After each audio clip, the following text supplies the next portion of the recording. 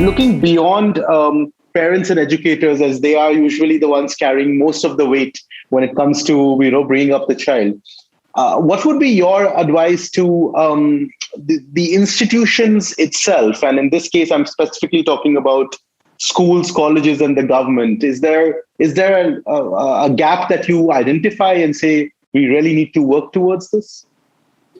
I mean, I think you'll agree with me when I say that there's such a need for continued education in the areas of media literacy and digital citizenship. Now, ideally, we would assume that parents, when they give a device to a child, that they do spend time walking through with that child all of the various sorts of things that they need to know. They do talk about how it's not appropriate to plagiarize something you find via Google. It's not appropriate to harass other people or stalk them or always be tracking their location, etc. But admittedly, perhaps those parents are thinking this has got to be covered in a school or in a college or etc.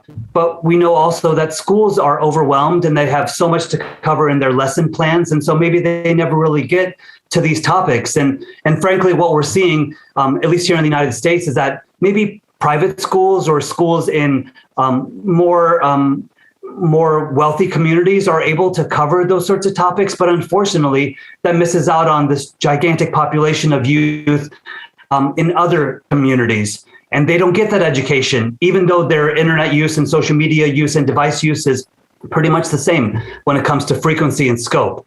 So I just implore schools, colleges to make this a priority. We do focus so much on the academic side, but they won't succeed academically unless emotionally and socially they're doing okay.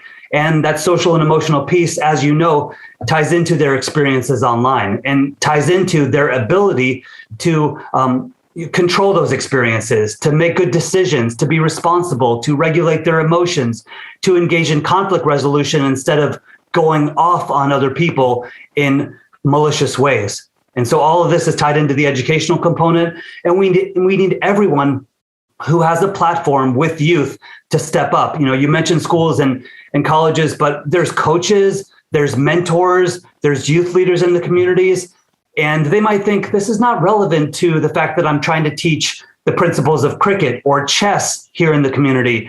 I promise you, your youth will resonate and their ears will perk up and they'll listen to what you have to say, because it's so relevant to their lives.